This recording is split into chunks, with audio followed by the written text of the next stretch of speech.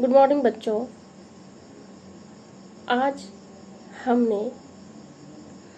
आज बात मैं करूंगी कि माइनर मैकेनिज्म क्या है।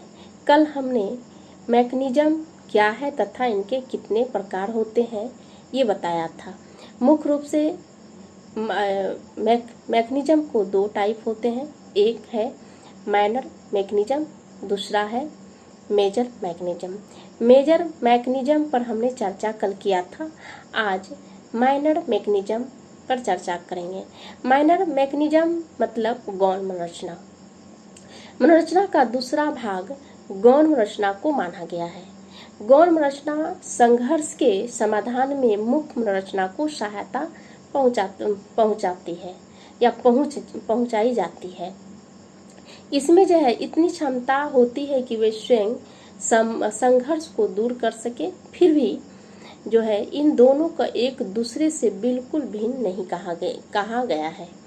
कभी कभी तो गौण मनोरचना ही मुख्य मनोरचना का काम करती है, जिनके कारण दोनों मनोरचना जो है मुख्य एवं गौण मनोरचना को एक दूसरे का पूरक माना गया है।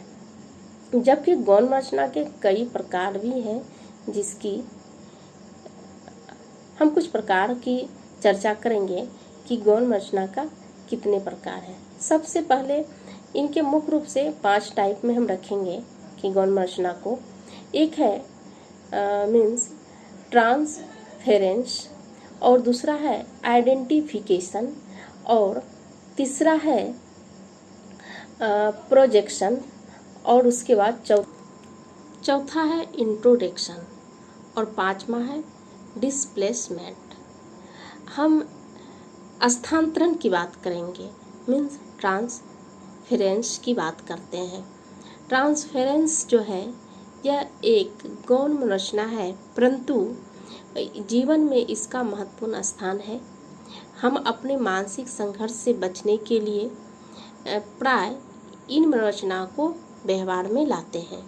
जब हम एक वस्तु या संघर्ष के लिए प्राय इन मनोरचना को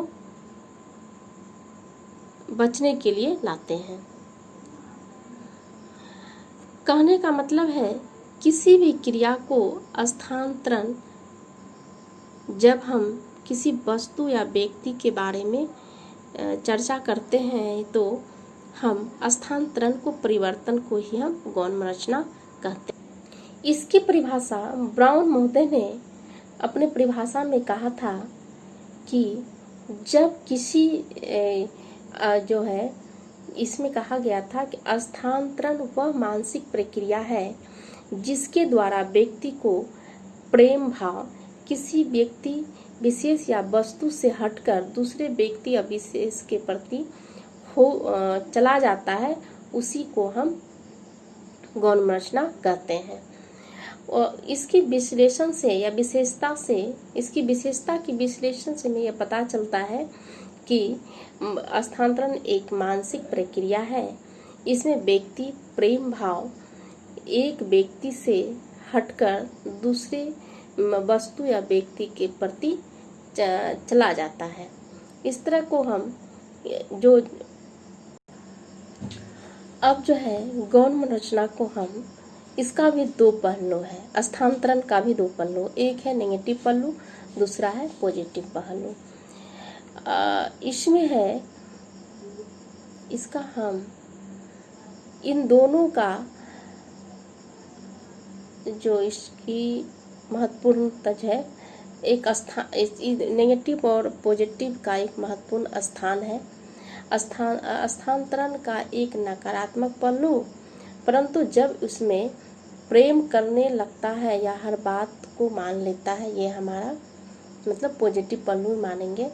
और स्थानांतरण के यह भावनात्मक पहलू है। ऐसा इसलिए होता है कि प्रारंभ में रोगी विशेष व्यक्ति या वस्तु से प्रेम करता है, इसलिए वह उसका मनोविश्लेषण से घृणा करता है, लेकिन बाद में उसका प्रेम भाव का स्थानांतरण मनोविश्लेषण की ओर हो जाता है, इसलिए उसे प्रेम करने लगता है। अब हम आइडेंटिफिकेशन की बात करेंगे कि आत्मीकरण क्या है, मतलब टाइप में ही है, आत्मीकरण एक टाइप है गौण मनोरचना का ही। तो गौण मनोरचना का दूसरा भाग आत्मीकरण है। मनोरचना आत्मीकरण को ही दूसरा मनोरचना को ही माना गया है, जबकि इस मनोरचना को परिभाषा देते हुए ब्राउन महोदय ने कहा था कि आत्मीकरण वह मनोरचना है जिसके द्वारा व्यक्ति अपने ईगो अथवा व्यक्ति को दूसरों के व्यक्तित्व के सांचे में ढालने का प्रयास करता है अथवा दूसरे के व्यक्तित्व को अपना व्यक्तित्व समझने लगता है। अतः इस प्रकार के अनेक उदाहरण दिए गए हैं जिसका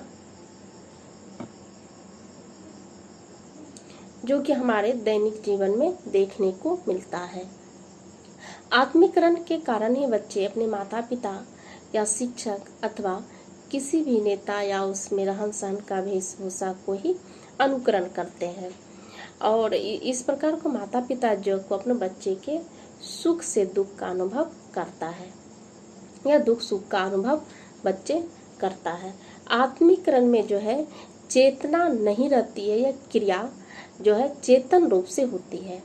आत्मीकरण में किसी व्यक्ति को अपने व्यक्तित्व का आवश्यक अंग समझने लगते हैं, जबकि आत्मीकरण में दो शरीर एक आत्मा का परिचय मिलता है। आत्मीकरण तथा जो है रूपांतरण में घनिष्ठ संबंध है। दोनों मनोरचना जो है साथ साथ चलती है। प्रारंभ में रोगी अपने मनोचिकित्सक से घृणा करता है और बाद में वह स्थानांतरण के कारण उनसे प्रेम करने लगता है। इस प्रेम के कारण उसमें आत्मीकरण की क्रिया दिखाई पड़ती है। इस प्रकार हम कह सकते हैं कि जो है मनोरचना के द्वारा ही संघर्ष का समाधान होता है। धन्यवाद।